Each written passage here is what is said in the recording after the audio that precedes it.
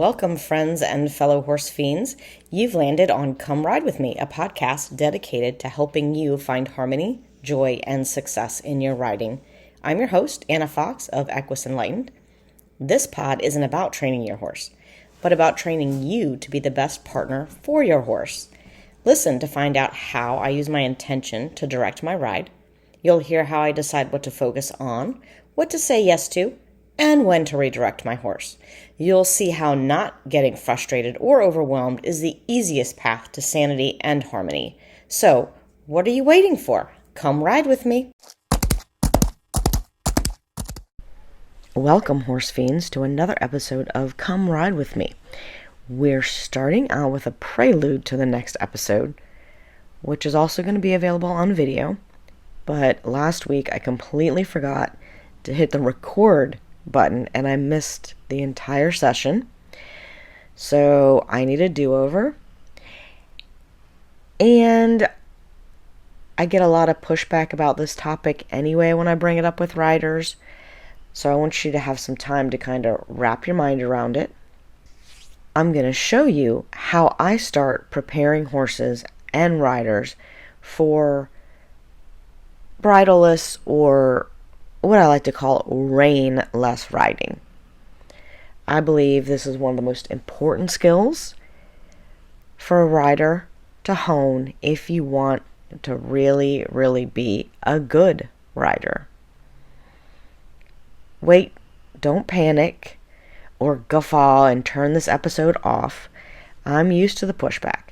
So just get curious and listen with an open mind and an open heart for your horse. When I have this discussion with dressage riders, the most common thing I hear is, but the horse can't be on the bit without a bit. Well, first, the phrase on the bit was basically made up by the writers of the AHSA rulebook.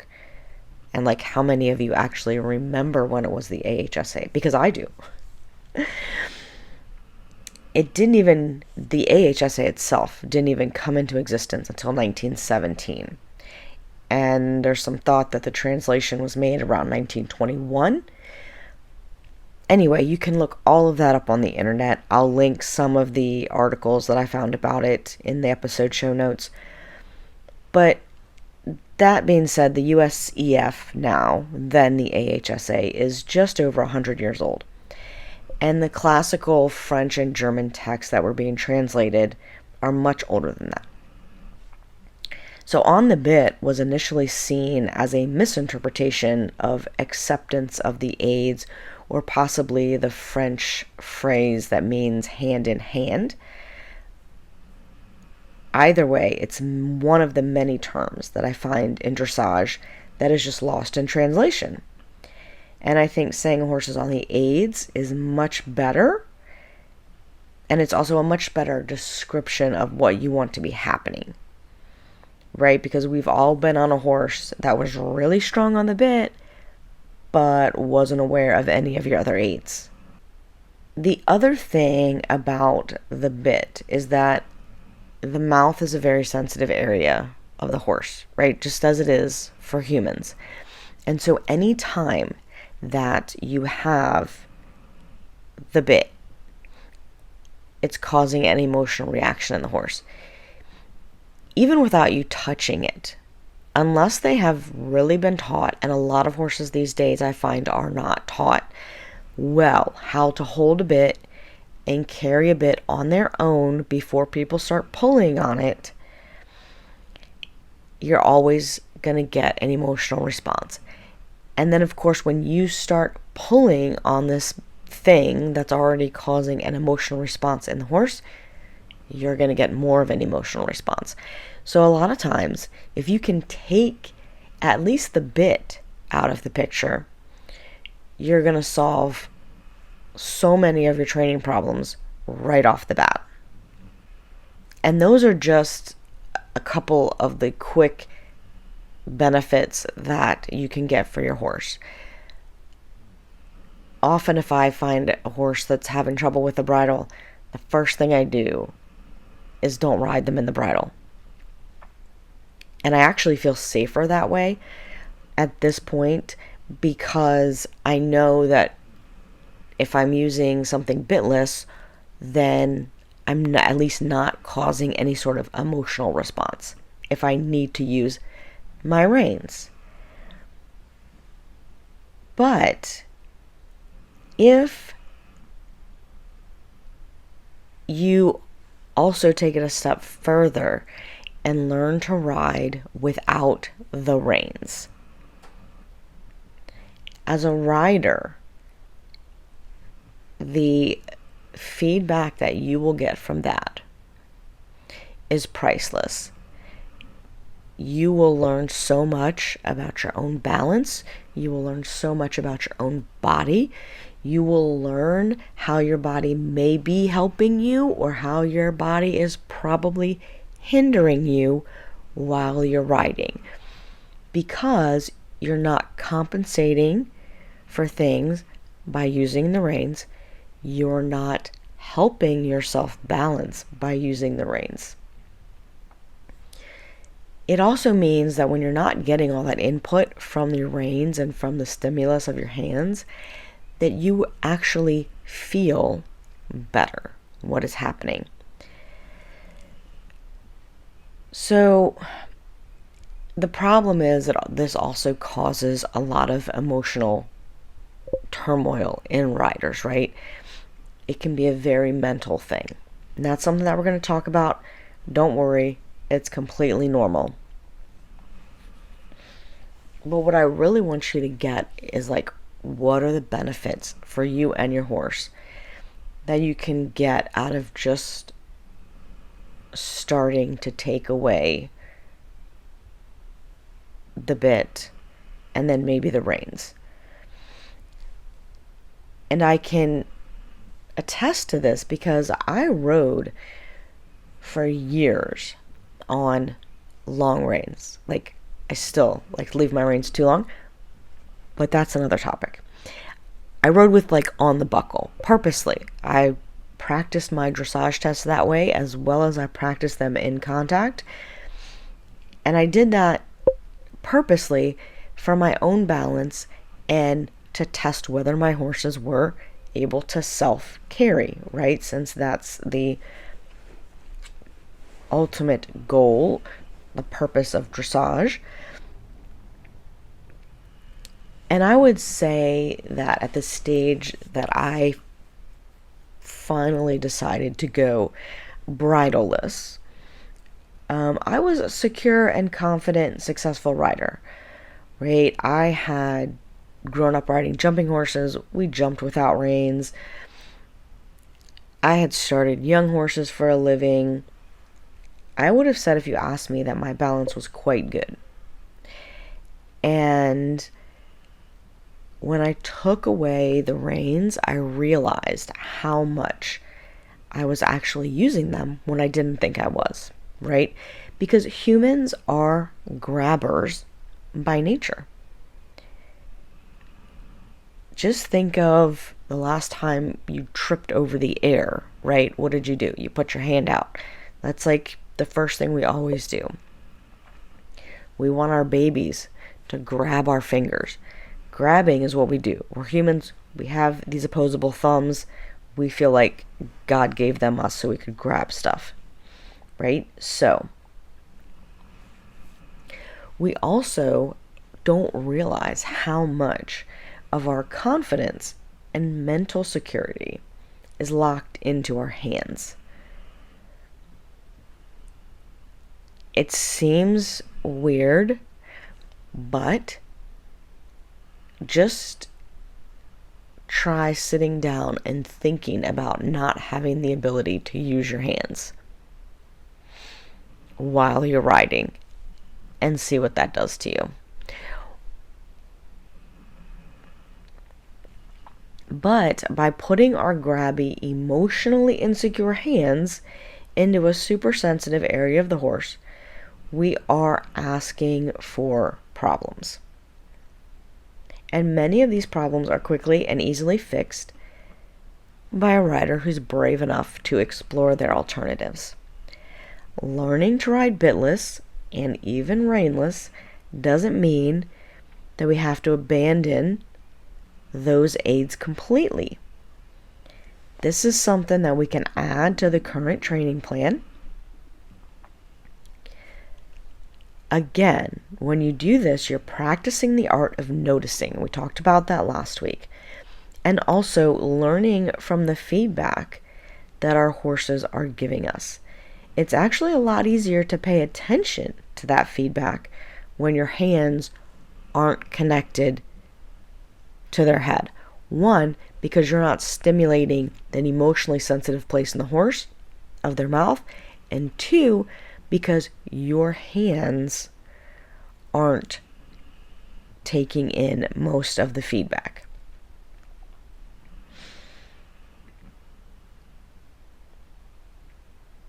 It's funny because when I really started getting into riding bridle-less, I was showing my horse Gus at third level, and we had always had difficulty in the left to right lead change. And just doing walk canter transitions and changes of directions, bridle-less, showed me how much my right hip was actually getting in the way. And this was a horse that, remember, I had practiced my dressage test on a long rein and in a rope halter, like not even with the bit. I used to ride bitless all the time. But just having that little bit of rein to hold on to at the end, I was actually using my hands a ton. And it was funny because when I was attempting to film the video for the episode of showing you how I start this process on the horse, as I was doing it, I noticed when I was initially using the rein, how much I was using the rein. So, we all do it. It's natural. You really have to train your brain not to use your hands and your reins so much. Your horse will thank you for it, and so will your riding, because you will be so much better at it. So don't worry, I'm not suggesting that you go out and start cantering around with a neck rein, right? Nothing on your horse's head. I'm going to give you some easy steps to get started, playing with the idea, which will already help you pick up any holes in your training. And I like to think of it as like what we talked about with the basics, right? As your training progresses, your basics actually have to get better. For example, the halt into trot transition that you have at training level is not going to be the same transition that you want to have when you want to start working on piaffe, right? So as we progress, our basics need to continually get better and better and better and better. It's going to be the same thing with not using the rein. You're going to be refining your aids. You're going to be dialing them in so that when you are using the rein, it's for very refined communication and not for simple things like direction and roundness and things that you can learn to do with your body, your horse can learn to do themselves. The rein should be there for subtle communication only. So for starters, just start lengthening your reins and really concentrating on your body to ride. Like, can you, at the end of your ride,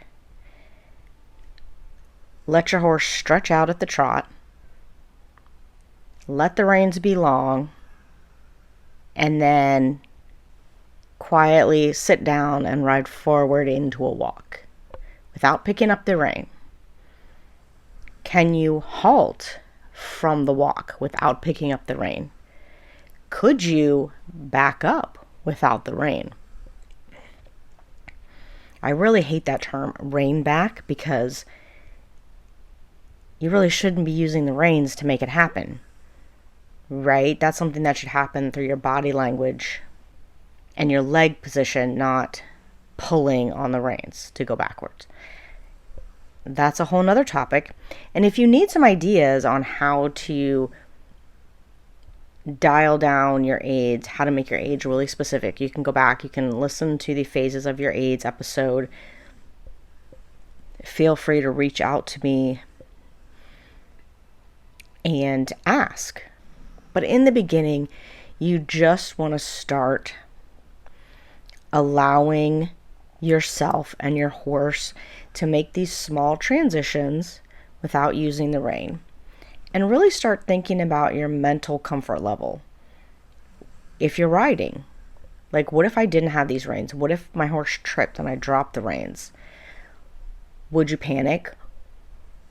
What in riding without a bit would make you feel safe? Personally, I often start horses in their bridle with a rope halter underneath. I take the noseband off of the bridle because it's just easier that way. You could also use a bitless bridle underneath, or some bitless bridles also come with a place where you can hang the bit. So you could do that. You could also use a regular halter. It's just, if you put a halter on underneath of a regular bridle, it's just easier to take the noseband away. Less things in the way. But you do whatever works for you. You could also go with a bridle and a neck rope.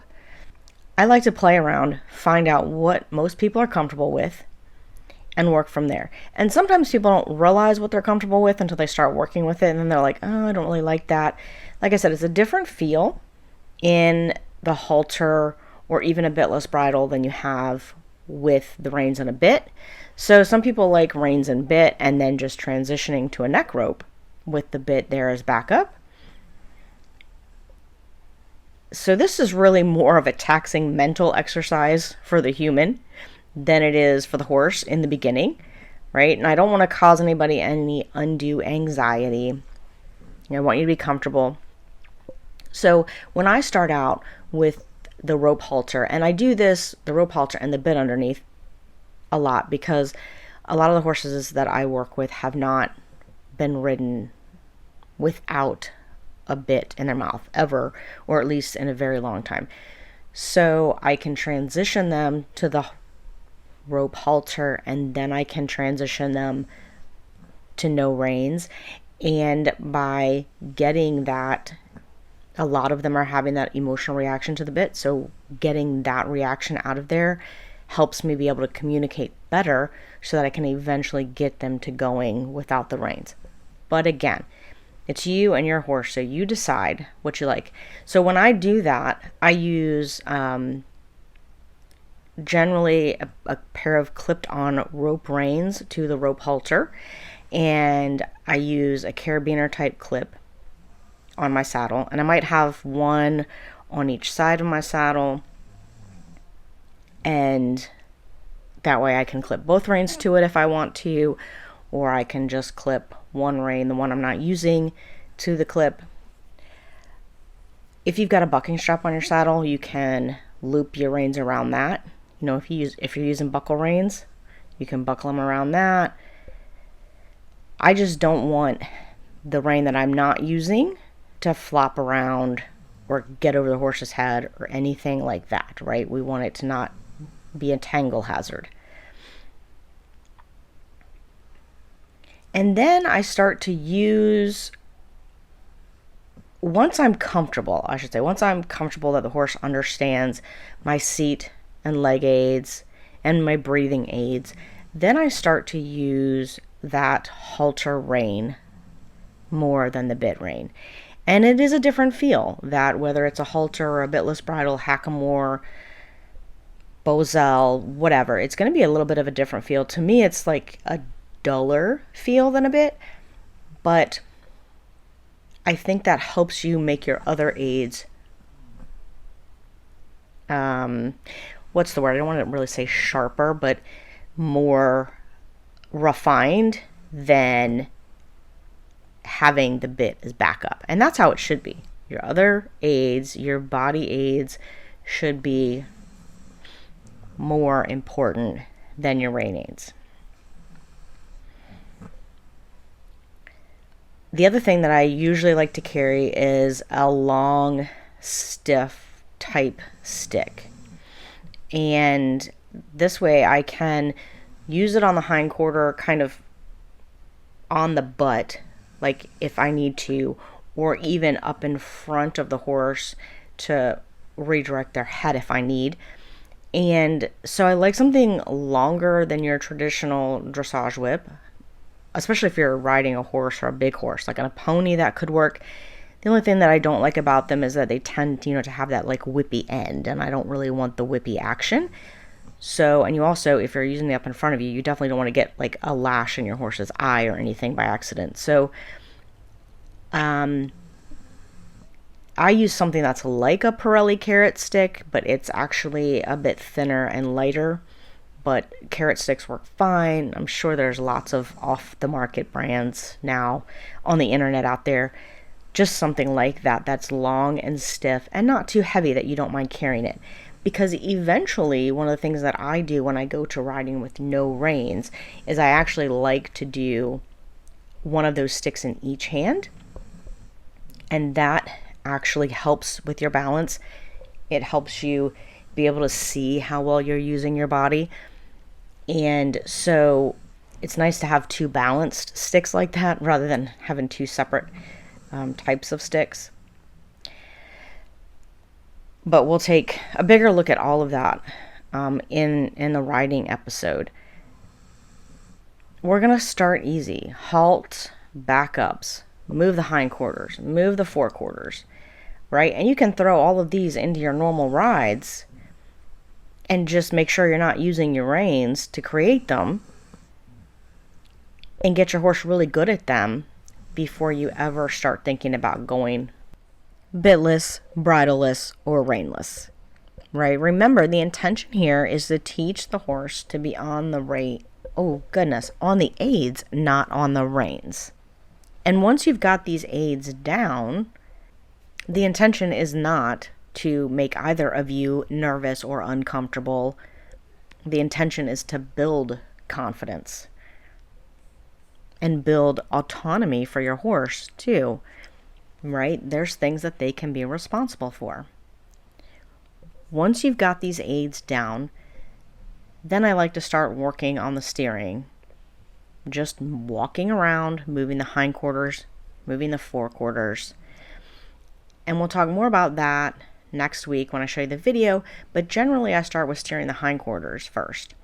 And what's funny about this is that, especially with dressage riders who are really working on that inside legged, outside rein concept, they have a really hard time imagining how they can just steer the horse by moving the hindquarters around.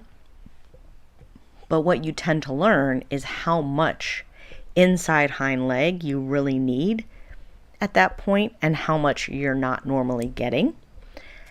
So then we do steering the forequarters. I like to do them separately, and then we put them together. And then voila, you're riding around bitless and bridle-less, and you have a horse that's responsive to the aids. Sounds pretty simple, right? It can be. And I know this topic brings up a lot of mental angst for people, but I don't believe it should. This is a fabulous learning tool and a great confidence builder for both horses and riders when it's done correctly. So if you're having a mental block about trying bitless, bridle-less, or rein-less, just sit with it a minute and ask yourself why. Is it not having the bit? Is it not having the reins? Because those are two totally separate issues. Reach out to me and let me know. Give me those reasons or ask me the questions. Most people start with the thought that this is going to interfere with their training, right? I'm going to undo something, I'm going to break something, or I'm not going to get in all the training time that I need. And I actually find that that's not the case. This enhances their training because it enhances the horse's responsiveness. It enhances their own aids. So what happens is when we break that down, we break that thought down, we find an emotional hiccup or a fear of what could happen. It's not really about the training at all. But that's why we start slow and build confidence in this process, and why we don't just throw you out there with a neck rope and say, go figure it out. It's also why you don't need to stop doing your normal rides. You can either do this at the very beginning, at the very end of your ride, or you can designate a special day, whatever. But you don't have to stop your normal training rides to start working on the bitless, bridle-less concept. And pretty soon, they will start to become part of your training rides too, because you're going to realize how valuable that communication that you're getting with your horse is. So next week, we're going to see the video, and it'll also just be on the podcast, so you hear me talking my way through it. In the meantime, happy riding. Talk to you soon. Thanks for listening to this week's episode of Come Ride With Me. My goal is to demonstrate to riders that we don't have to do something every second of a ride. We don't have to do things a certain way or at a certain time. Just staying present with your horse and gathering non-judgmental information about how they are going is way more beneficial than overthinking and overworking. If you'd like to learn more about what I do at Equus Enlightened, you can find me at equisenlightened.net or on patreon.com/equisenlightened. You can also find me on social media as Equus Enlightened. I will put all the links in the show notes. And until next time, happy riding. Oh, before you go, please remember to rate, review, and share this pod so others can find it. I would love constructive criticism, but like my mom used to say, if you don't have anything really nice to say, there's no need to say it. Just ride on, my friends. Have a great week.